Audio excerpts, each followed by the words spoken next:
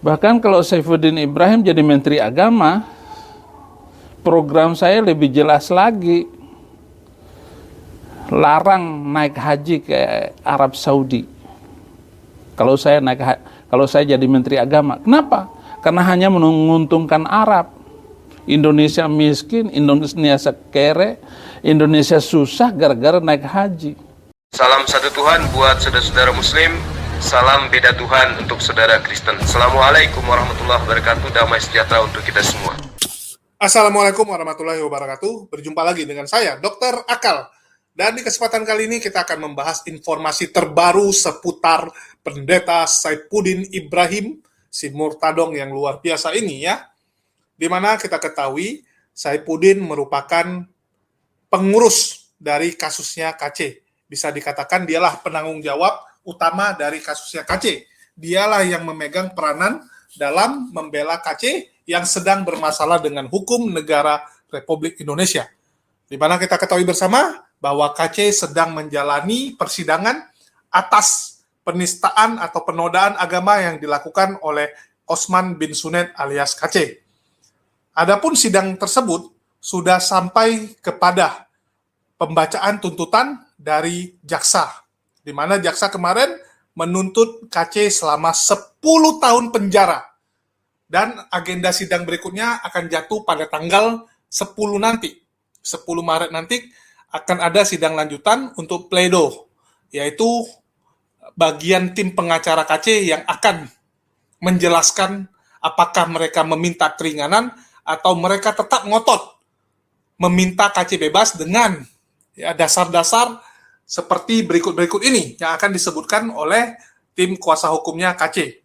Kita masih menunggu apakah dia hanya meminta keringanan, dia menerima semua tuntutan jaksa, ya, dia mengokekan tanpa membantah semua tuntutan jaksa, cuman meminta keringanan, ataukah mereka akan ngotot mengatakan KC tidak bersalah.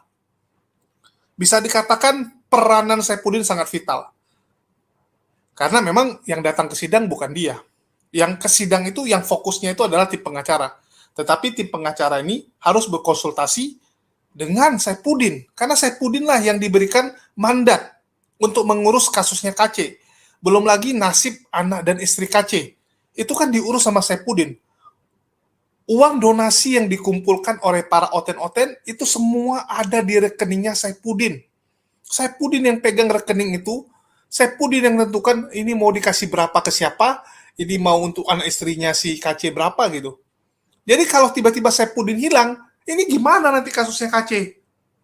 Kasihan KC gitu kan. Gimana sih kamu tanggung jawabnya? Kenapa kamu menghilang di saat-saat genting ini? Ini tinggal beberapa kali lagi sidang ini. Ya, sidang tanggal 10, kalaupun nanti tidak ada bantahan lagi, mungkin tinggal sekali lagi sidang akan putusan, ataupun kalau masih ada bantahan ya paling 2-3 kali lagi. Dalam 1 bulan ini mungkin akan selesai. Dalam 1 bulan ke depan ya. Ini sidang si KC ini akan selesai dan kita akan tahu berapa lama KC akan mendekam di penjara. Ini saat-saat krusial. Kenapa sih Saifuddin ini malah lari sekarang gitu? Kok malah kamu menghilang sekarang, melarikan diri? Ini gimana Bang Udin ini? Tanggung jawab kamu di mana? Bukankah dulu ini kasusnya kamu rebut dari Ucuk Bulu-Bulu? Ya? Sebelumnya Ucuk Bulu-Bulu yang mengurus kasus tersebut, terus kamu rebut. Kamu rebut juga bukan secara baik-baik. Secara kasar kamu rebutnya gitu. Karena kamu menuduh Ucuk Bulu-Bulu bla bla bla bla. Dan kamu meminta dukungan saat itu dari Paul Jang agar merebut kasus tersebut.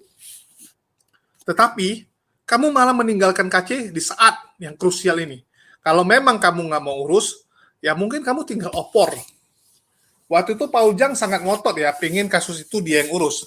Biar dia yang urus, nanti dia kirim perwakilan dari dia di Indonesia yang akan mengurus kasusnya KC. Begitu juga dengan Wak Labu Rudi Yohanes yang pengen mengurus kasus tersebut. Banyak orang berebut ingin mengurus kasusnya si KC ini, si Osman bin Sunet ini. Karena kita tahu kasus tersebut sangat jelas. Banyak duitnya, banyak fulusnya. Tetapi malah kamu memutuskan melarikan diri. Ya, Saifuddin melarikan diri untuk waktu yang lumayan lama. Yang waktu kita nggak tahu apakah dia akan kembali, apakah dia akan tetap di luar negeri. Karena kita tahu bahwa Saifuddin ini mengeluarkan statement-statement yang ngeri-ngeri sedap juga. Yang mungkin dia melihat, wah, statement-statement dia ini tajam, pedas, dan dia ini bisa menyusul KC. Karena dia mengulang apa yang diungkapkan oleh KC. Dia mengikuti apa yang dikatakan KC. Sehingga kalau dia di Indonesia, mungkin akan terancam dia. Salah-salah dia juga akan menyusul. Jadi dia mungkin memutuskan, ya udahlah saya minggat keluar aja, biar di luar saya bisa dengan sesuka hati menghujat agama apapun di Indonesia. Ya, saya dari luar tinggal hujat sana, hujat sini, sama seperti si Paul Jang yang selamat, aman sentosa menghujat. Apakah Saifuddin ingin meniru hal tersebut? Kalau memang mau meniru, ya bereskan dulu nih kasus KC. Kasihan si KC nih. Ini gimana sih kamu main lari-lari bawa duitnya cabut gitu. Mentang-mentang semua uang donasinya sama kamu ya, uangnya semua sama kamu pegang, kamu main lari aja. Ini kan nggak ada tanggung jawabnya. Kalau memang dari awal nggak sanggup, bilang nggak sanggup. Jangan udah di akhir-akhir gini, main tinggal gitu. Ini ibaratnya orang ngasih kamu proyek, bisa bangun rumah ini? Oh bisa, kamu bangun rumah. Begitu nggak jelas, main cabut lari gitu. Kasihan orang gitu. Kasihan si KC dan keluarganya, kamu tinggal begitu saja. Kalau memang nggak sanggup dari awal, opor aja ke Paul Jang dari awal. Jangan udah seperti ini, udah terlanjur dalam, udah tenggelam KC-nya, udah nggak bisa ditolong lagi, kamu main tinggal gitu. Karena mungkin Saifuddin udah lihat ya, ini peluang selamatnya udah nggak ada ini. Ini nggak mungkin di bawah 5 tahun ya, paling sedikit 5,5 tahun sampai ke atas. Udah berat untuk diselamatkan, jadi Saifuddin segera cabut ya. Mungkin dia lagi mau healing juga ya, kita bilang healing gitu kan, supaya menenangkan diri, ya liburan, santai-santai, supaya dia juga bisa cas lagi tenaga dia, biar nanti kalau udah full, setelah siap dicas, dia bisa menghujat Islam dengan lebih leluasa lagi. Ya ini ngeri si Saifuddin ya. Terus kemana sih dia ini Saifuddin ini bang gitu kan? Pasti ada yang nanya, dia lari kemana nih bang? Ya ini kita akan putarkan pernyataan Saifuddin dan kemana dia lari ya. Jadi teman-teman saksikan saja.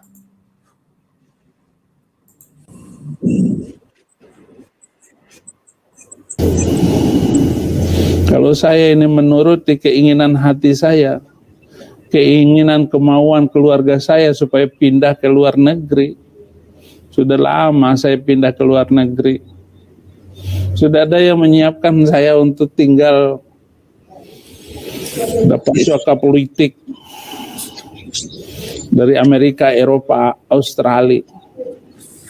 Tapi saya tetap mencintai Indonesia. Tapi sekarang ini, bulan ini saya sedang kabur gara-gara gonggongan anjing itu. Saya diberikan pelayanan oleh Tuhan ke Amerika sebulan ini. Yang lucu lagi ada Roy Suryo melaporkan Ya, jadi teman-teman lihat dia akan pergi ke Amerika ya untuk waktu sebulan dan mungkin bisa diperpanjang. Belum tahu apakah sebulan atau bisa lebih. Bisa-bisa kalau dia mengetahui kalau di Indonesia kasusnya lagi diproses, ya sekalian nggak usah pulang aja gitu kan. Jadi dia menunggu kalau memang nanti kasus hukum dia akan diproses dan dia mendengar kabar tersebut, ya sekalian nggak usah pulang-pulang lagi. Ya, ini dia sudah sampai di Amerika, Babang Udin ini ya. Babang Udin yang keren, dan ini sebelumnya dia bikin judul Saifuddin Pengecut. Kabur ke Amerika karena gonggongan anjing. Ya, di sini dia sudah sampai. Ya, udah senang dia, teman-teman saksikan. Udin Ibrahim Channel. Saya sekarang baru hari pertama di Amerika. Kemarin sore saya turun di Los Angeles dengan istri. Dan sekarang ada di hotel di kota Los Angeles. Saya membawa berita kedatangan saya ke Amerika ini adalah untuk melayani, dan terima kasih untuk masyarakat di sini yang sudah mengundang saya, tentu saja. Hal yang sedang saya pikirkan sekarang ini bagaimana Presiden Soekarno yang saya kenal adalah orang yang konsen sekali dengan kehidupan beragama di Indonesia. Selain beliau sebagai proklamator, beliau juga adalah intelektual Islam yang luar biasa. Jurnal adalah salah satu aplikasi penting di dalam bisnis saya hampir 3 tahun. Perdebatan beliau dengan tokoh-tokoh Islam pada waktu itu termasuk Hamka dan juga Muhammad Nasir, lebih-lebih tulisan mereka, tanya jawab antara Soekarno dengan Muhammad Nasir 1930 sampai 1935 itu belum ada tandingannya dengan masyarakat Indonesia sekarang ini, nggak ada tolok ukurnya. Dia mengatakan bahwa Islam sontoloyo, Islam di mana orang-orang yang beragama itu rendah sekali pemahamannya dan gaya keislaman mereka seolah-olah mereka itu adalah masyarakat Arab. Padahal kita beragama itu di Indonesia. Dan beberapa tulisan yang lain dalam pemikiran-pemikiran beliau dan cara berpikir umat Islam Indonesia waktu itu ternyata berlanjut sampai sekarang. Kalau ada Islam sontoloyo berarti Islam kadrun hari ini. Islam yang benci dengan negara Islam, negara Indonesia sendiri, benci dengan kebudayaannya sendiri. Mereka seperti seolah-olah berada di negeri Arab. Nah, itu yang perlu saya sampaikan. Dan tulisan Soekarno waktu itu tidak saja menggemparkan dunia Islam Indonesia, tapi bahkan telah menimbulkan polemik yang lebih jauh dengan tokoh-tokoh Islam pada waktu itu. Nah, ya, teman-teman bisa lihat ya bahwa Saifuddin sudah ada di Amerika dan dia melarikan diri dari kasusnya si KC dan juga kasus hukum yang mungkin akan menyusul menimpa dia. Kita tahu bagaimana statement-statement yang dibuat oleh Saifuddin. Ya, kita juga sudah bahas di video di channel yang lain. Ya, nanti saya taruh linknya di deskripsi. Teman-teman bisa lihat kalau kita juga udah bahas itu, di mana Saifuddin ini mengeluarkan fitnah yang luar biasa dan dia meneruskan apa yang disampaikan oleh si KC sebelumnya. Bisa dikatakan dia meneruskan perjuangannya si KC. Dia mengulang statement-statement yang jelas-jelas itu membuat si KC masuk penjara. Ya, karena statement-statement itu KC sekarang harus mendekam di penjara dan itu dilanjutkan oleh Saifuddin. Ini kan konyol gitu. Kalau kita bilang keledai aja, itu nggak bisa masuk ke lubang yang sama 2 kali. Ini dia bisa masuk ke lubang yang sama sampai beberapa kali. Udah jelas-jelas dia pernah masuk. Dulu dia pernah masuk. Terus sekarang KC masuk lagi ke lubang itu. Sekarang dia mau masuk lagi ke lubang yang sama. Ini kan goblok namanya ya. Benar-benar otaknya itu entah di mana gitu. Saya sampai bingung melihat mereka ini. Jadi yang saya soroti kali ini adalah masalah dia melarikan diri. Nggak gentleman. Kalaupun memang dia mengatakan, oh ini karena undangan orang gitu. Kan dia pasti akan beralasan, oh saya diundang, mau gimana? Namanya diundang. Yang namanya diundang tuh kamu berhak nolak. Kamu bisa nolak. Ya, kita ada yang namanya skala prioritas. Mana yang lebih penting, mana yang lebih urgent, itu yang kita utamakan. Kamu sudah mengambil kasus KC ini. Kamu sudah mengambil kasus ini dibandingkan orang lain gitu. Kamu merebut kasus tersebut, bisa dikatakan. Dari usus bulu-bulu kamu yang rebut. Kalau memang kamu nggak mau finishkan, ya dari awal jangan gitu. Kasihan si KC. Kalau memang dari awal kamu ragu, ya jangan ambil tanggung jawab tersebut. Sama seperti kalau orang menyuruh saya melakukan sesuatu. Bang Julius, kamu aja yang gini, kamu aja gitu. Saya selalu mikir, bisa nggak saya finishkan? Kalau saya memang nggak bisa selesaikan, saya lebih bagus angkat tangan. Daripada sok kepo, sok jagoan, ternyata nggak bisa saya selesaikan dan mengecewakan orang lain. Karena yang jadi korban itu orang lain, bukan kita. Kita nih ya nothing tulus gitu kan.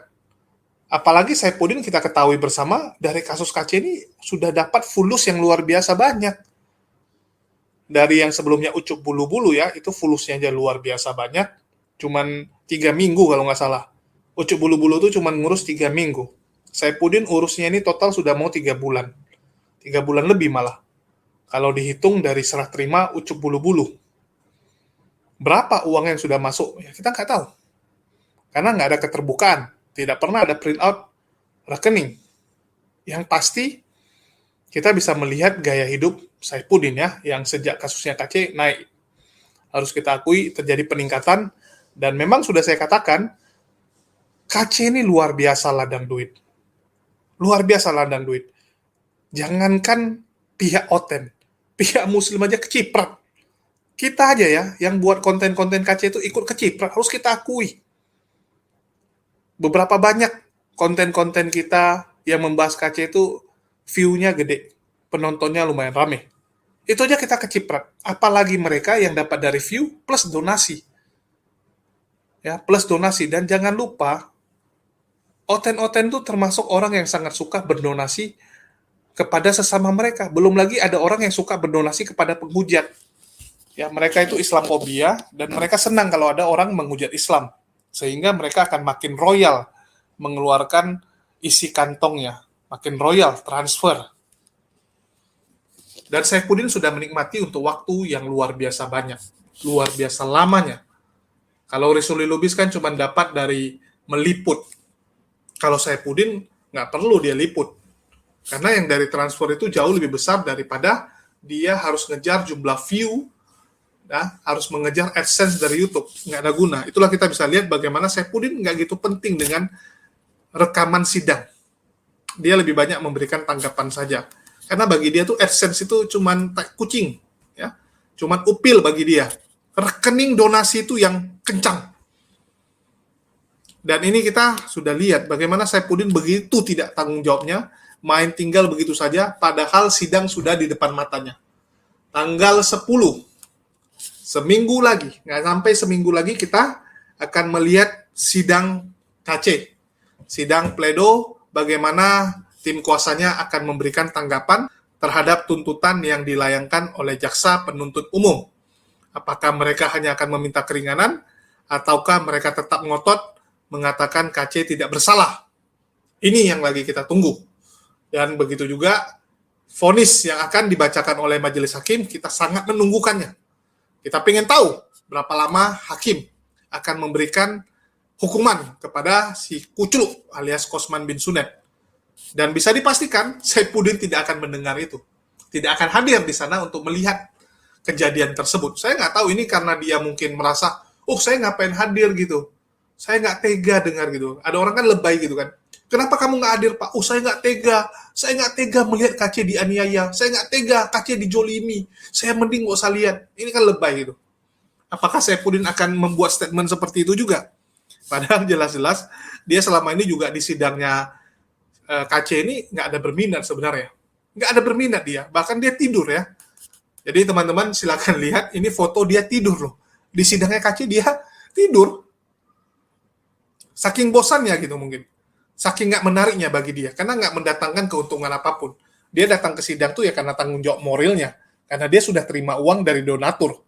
Nggak mungkin udah terima duit nggak kerja kan gitu kan. Kalau udah terima duit nggak kerja, nggak enak dong, malu gitu. Dan kalau dia ini sekarang melarikan diri, ya dia ada alasan. Kenapa kamu nggak datang gitu? Misalnya ditanyakan sama donaturnya. Ini kan kita udah donasi banyak gitu. Kenapa Pak Saifuddin meninggalkan KC? Saya pelayanan. Saya harus mengutamakan demi Tuhan gitu kan. Dia pasti alasannya itu. Yang namanya pelayanan harus diutamakan demi Yesus gitu. Pelayanan apa gitu? Amerika juga masih mayoritas Kristen kok. Kalau kamu mau pelayanan, kamu masuk ke daerah-daerah yang mungkin belum terjangkau sama Oten, itu Pulau Sentinel itu kalau enggak. Ya, Pulau Sentinel itu beberapa kali misionaris tewas kalau ke sana menginjili. Mana tahu kalau Saifuddin yang ke sana bisa gitu kan. Apalagi pulau seperti itu biasanya banyak monyet.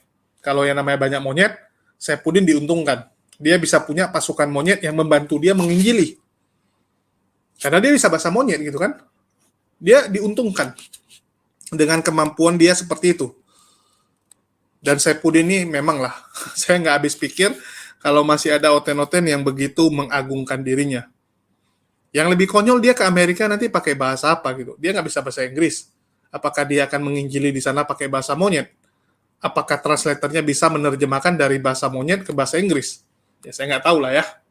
Tetapi yang pasti kita bisa melihat bagaimana mental-mental Oten yang ternyata sangat tidak setia kawan.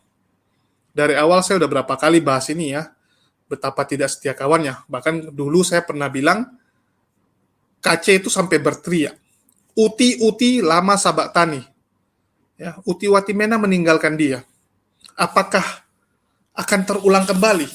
KC nanti di sidang akan berteriak, Udin, lama sabak tani gitu kan. Udin, kenapa engkau meninggalkanku gitu. Kasihan ini. Jadi nampaknya KC akan kembali berteriak ya. Betapa sedihnya KC, benar-benar itu hanya dijadikan sapi perah. Sapi untuk mencari keuntungan bagi teman-temannya. Yang sudah habis, ya dibuang dia. Jadi kasihan ini benar-benar si KC, malang betul nasibmu. Bahkan kita bisa melihat anggota keluarganya saja sekarang lagi bersuka cita. Watma aja kemarin waktu divonis KC 10 tahun bukan divonis, dituntut. Sorry ya. Saat KC dituntut 10 tahun, Watma juga nggak ada sedih, nggak ada air mata, dan nggak ada raut mukanya itu menunjukkan bahwa dia kecewa dengan tuntutan tersebut. Enggak. Dia malah senyum, santai, masih bisa bersenda gurau, ya, masih bisa sama nandar lucu-lucuan. Watma ini salah satu yang diuntungkan dengan masuknya KC ke penjara. Pertama, dia nggak perlu bertemu dengan orang yang menyebalkan. Kedua, uangnya luar biasa dibandingkan dengan KC yang memberikan uang jajan atau uang saku gitu. Kalau KC mungkin kasih uang bulanan kecil, tapi berkat KC masuk penjara, uang bulanan yang diberikan oleh para donatur itu jauh lebih besar. Jadi bagi Watma mungkin itu lebih untung. Ya, lebih untung, tapi kita nggak tahu setelah KC masuk apakah donasi itu tetap akan ngalir. Jadi Watma ini harusnya lebih pintar sedikit gitu. Kamu harus mikir juga, apakah donatur itu akan tetap berdonasi kepada kamu setelah KC sudah ditentukan vonisnya. Ini kan karena masih panas-panas tai ayam saja. Nanti kalau berita ini udah nggak ada, ya udah tenang, KC udah jelas masuk berapa tahun penjara, udah di dalam penjara, nggak ada lagi yang angkat berita ini, ya salah-salah kamu juga akan ditinggalkan oleh para donatur. Jadi harus ingat ya, tidak ada yang abadi. Ini kan semua kepentingan.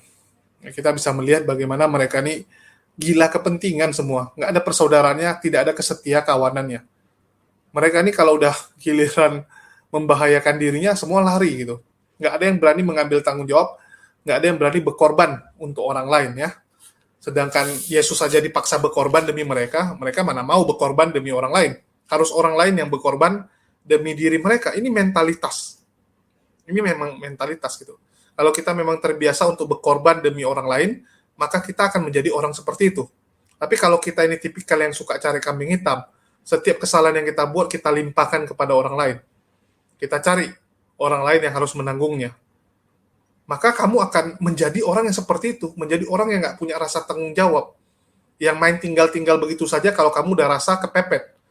Dan ini yang dilakukan oleh Saifuddin ya, memang mentalitas seperti itu. Dari dulu selalu menyalahkan orang lain atas apa yang menimpa hidupnya. Sehingga saat ini dia menuai kegagalan dalam mengurus kasusnya KC, ya dia main tinggal aja gitu. Karena dia udah tahu, udah hopeless nih ya, nggak ada lagi harapan terhadap kasusnya KC, ya udahlah tinggalin saja, karena memang toh dia akan mendekam. Sama aja gitu, ngapain capek-capek lagi datang ke Ciamis menyaksikan sidangnya si KC. Jadi memang nih Saifuddin ini nggak ada rasa tanggung jawabnya lah ya, harus belajar lah untuk lebih dewasa, lebih bijaksana Saifuddin. Jangan jadi orang tuh pecundang sekali gitu. Kasihan orang lain. Ya, mungkin itu aja dari saya. Semoga video ini bisa ditonton oleh Saifuddin Ibrahim. Karena banyak juga para penonton dia yang suka men-share video-video saya kepada dia. Itulah kenapa Saifuddin tuh sering menyebut nama channel saya ya. Yang HMC. Tapi kalau yang ini saya nggak tahu apakah akan ditonton juga. Tapi biasanya Oten akan share. Ya, akan share ke dia juga. Semoga kalau Saifuddin menonton ini, segeralah bertobat. Segeralah bertobat. Ya, ini himbauan dari saya kepada Pak Saifuddin. Terus masalah KC ini tanggung jawablah. Apapun hasilnya, baik itu kalah, menang, ya maupun itu kalian tersungkur, selesaikan. Kalau sudah kamu mulai, ya harus kamu selesaikan. Karena kamu sudah mengambil job tersebut. Kamu sudah memaksakan job tersebut untuk bisa kamu dapatkan, tetapi kamu tidak mau menyelesaikannya. Ini kan pecundang, benar-benar mentalitas pecundang. Jadi tolong diselesaikan walaupun mungkin berat. Ya walaupun KC juga akan tetap divonis untuk waktu yang lama, tapi minimal kamu menunjukkan kepada orang bagaimana mentalitas dari orang yang bertanggung jawab. Apalagi kamu ini kan pendeta. Banyak orang-orang yang menjadikan kamu idola, banyak menjadikan kamu tuh sebagai contoh. Masa kamu memberikan contoh yang nggak baik? Kamu memberikan contoh yang buruk. Contoh dari orang yang tidak bertanggung jawab. Mungkin itu aja dari saya. Semoga teman-teman bisa mengambil hikmahnya ya dari kasus yang menimpa KC dan juga bagaimana Saifuddin mengurus kasus tersebut. Tolong teman-teman ambil yang baik, tinggalkan yang jelek. Jadi kalau teman-teman besok ada di posisi seperti itu, diberikan satu tanggung jawab, selesaikan. Karena kita percaya ya, dari perkara kecil lah kita bisa diberikan tanggung jawab di perkara besar. Kalau di perkara kecil aja teman-teman nggak bisa tanggung jawab, apalagi di perkara besar. Saifuddin untuk mengurusi KC aja nggak beres, main lari aja, apalagi kalau dia mau jadi menteri. Salah satu mimpi dia adalah jadi menteri agama, tadi dia bilang. Kalau dia jadi menteri agama, ya dia mungkin akan lari juga gitu. Begitu banyak kasus-kasus ya, seperti yang dialami oleh menteri agama sekarang. Mungkin kalau si Saifuddin juga akan sama, lari gitu. Dia akan lari gitu, sama seperti sekarang gitu. Jadi bagi teman-teman, ya janganlah jadi orang yang tidak bertanggung jawab. Belajarlah untuk jadi orang yang berani bertanggung jawab. Ya, salah tidak apa-apa, yang penting berani bertanggung jawab. Mungkin itu saja dari saya. Makasih buat semuanya. Wassalamualaikum warahmatullahi wabarakatuh. Sampai jumpa di lain kesempatan dan salam satu Tuhan.